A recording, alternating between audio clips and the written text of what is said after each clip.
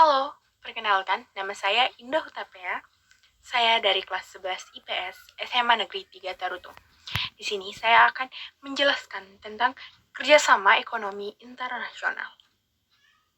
Sebelum kita mengetahui apa arti kerjasama ekonomi internasional, kita harus mengetahui apa itu kerjasama internasional. Kerjasama internasional adalah kerjasama yang dilakukan satu negara dengan negara lain atau dengan beberapa negara lain sekaligus. Lalu, apa itu kerjasama ekonomi internasional? Kerjasama ekonomi internasional adalah kerjasama beberapa negara yang saling menguntungkan di bidang ekonomi. Yang selanjutnya ada manfaat kerjasama ekonomi internasional. Manfaat yang dapat diperoleh dari kerjasama ekonomi internasional yang pertama adanya kemajuan perekonomian. Yang kedua, kualitas tenaga kerja di Indonesia semakin meningkat. Yang ketiga, tingginya permintaan barang dan jasa. Yang keempat, mempermudah Indonesia mendapatkan bahan baku. Yang kelima, membuka lapangan kerja baru bagi Indonesia. Yang keenam, berkembangnya kegiatan ekonomi. Yang ketujuh, bertambahnya ilmu pengetahuan dari negara maju. Yang kedelapan, dapat memperkuat daya tawar. Yang kesembilan, berkurangnya ketimpangan antar negara berkembang dan juga antar negara maju. Saya akan menjelaskan beberapa penjelasan dari manfaat kerjasama ekonomi internasional. Yang pertama, adanya kemajuan perekonomian. Hal ini dapat kita lihat dari aktivitas ekspor, impor barang dan jasa yang semakin tinggi nilai ekspornya. Devisa negara semakin banyak oleh karena hal tersebut. Lalu yang kedua, banyaknya barang yang diekspor ke luar negeri menuntut tenaga kerja untuk meningkatkan kecerdasan, keterampilan, dan kreativitasnya. Dengan demikian, kualitas tenaga kerja di Indonesia akan semakin meningkat. Lalu di poin kelima saya membuat tentang menurunnya angka pengangguran dan kemiskinan. Kita akan membahas bentuk-bentuk kerjasama ekonomi internasional. Yang pertama ada kerjasama ekonomi bilateral. Kerjasama ekonomi bilateral adalah kerjasama ekonomi yang terjadi antar dua negara, seperti kerjasama antara Indonesia dengan Jepang. Bentuk kerjasama ekonomi internasional lebih sering dilakukan secara bilateral, seperti pertukaran kedutaan besar dan kunjungan antar negara. Yang kedua, kerjasama ekonomi regional. Kerjasama ekonomi regional merupakan bentuk kerjasama ekonomi antar beberapa negara yang terletak dalam satu kawasan tertentu. Berupa contohnya yaitu ASEAN, AFTA, dan APEC. Yang ketiga, ada kerjasama ekonomi multilateral. Kerjasama ekonomi multilateral adalah bentuk kerjasama antar dua negara atau lebih yang tak bisa dibatasi oleh wilayah tertentu, tetapi lebih bersifat internasional seperti ILO dan IMF. Yang keempat, ada kerjasama ekonomi antar regional. Kerjasama ekonomi antar regional adalah bentuk kerjasama antar dua atau lebih lembaga-lembaga ekonomi regional, seperti kerjasama antara ASEAN dan juga Uni Eropa. Yang kelima, ada kerjasama ekonomi berdasarkan tujuan dan lapangan usaha. Kerjasama ekonomi tidak terbatas pada wilayah dan hubungan internasional saja, tetapi juga ada kerjasama yang dibentuk atas dasar tujuan dan lapangan usaha. Beberapa contoh dari bentuk kerjasama ini adalah OECD atau bisa juga kita lihat contohnya OPEC. Yang selanjutnya, lembaga-lembaga ekonomi internasional.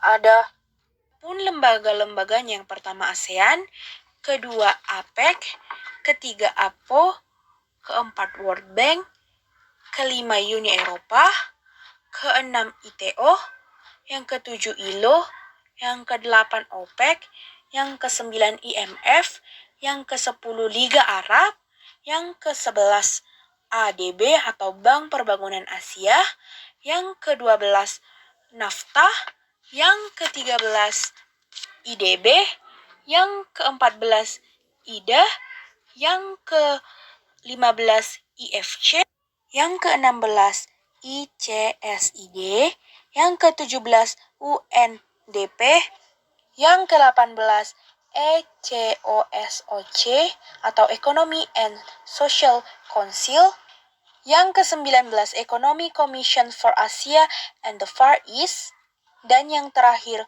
World Trade Organization atau WTO. Yang pertama, ASEAN. ASEAN merupakan bentuk kerjasama regional antara negara-negara Asia Tenggara. Kerjasama ini mencakup berbagai bidang seperti ekonomi, sosial, budaya, dan politik. ASEAN didirikan pada tanggal 8 Agustus 1967 di Bangkok. Pada mulanya, jumlah anggota hanya 5 negara, yaitu Indonesia, Malaysia, Singapura, Thailand, dan Filipina. Yang kedua ada APEC. APEC dibentuk pada tahun 1989. APEC dipahami sebagai bentuk kerjasama ekonomi regional antara negara-negara yang berada di kawasan Asia Pasifik. APEC mempunyai anggota sebanyak 27 negara. Yang ketiga ada APO. APO mempunyai tujuan meningkatkan produktivitas di negara-negara Asia. Anggotanya adalah negara-negara Asia tentunya, seperti Hong Kong, Jepang, Pakistan, dan Singapura. APO didirikan pada tahun 1961 dan disponsori oleh Jepang. Yang keempat, ada Bank Dunia atau World Bank. Bank Dunia didirikan pada tanggal 27 Desember 1945 dan bertugas memberikan bantuan ekonomi untuk perbaikan usaha-usaha dalam bidang pertanian, industri, jalan raya, dan perhubungan negara-negara di dunia. Yang selanjutnya ada ITO. Tujuan didirikan organisasi ini adalah untuk memajukan perdagangan internasional. Pada tahun 1948, ITO ditandatangani oleh 53 negara anggota di Havana. Yang berikutnya ada ILO. Pada tahun 1919, ILO didirikan sebagai bagian dari Persetujuan Versailles setelah Perang Dunia Pertama.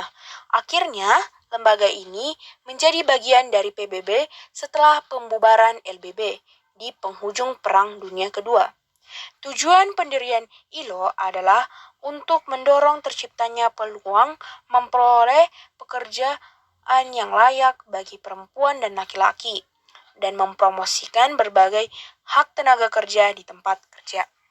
Yang berikutnya ada OPEC. OPEC yang merupakan organisasi negara pengekspor minyak didirikan pada tanggal 14 September tahun 1960 atas prakarsa 5 negara, yaitu Irak, Iran, Kuwait, Arab Saudi, dan Venezuela. Pada tahun berikutnya, anggotanya bertambah banyak, termasuk Indonesia, bergabung pada tahun 1962 bersama OPEC. Tujuan OPEC adalah menentang penurunan harga minyak serta mengusahakan seragamnya harga minyak di pasaran dunia.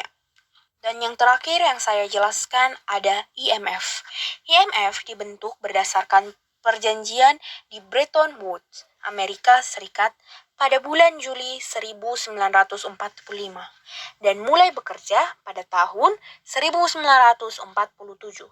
IMF merupakan salah satu organisasi ekonomi di bawah lindungan PBB dengan tujuan sebagai pengembangan dari perdagangan internasional. Sekian dari hasil presentasi saya. Jika ada tutur kata yang tidak berkenan, saya memohon maaf.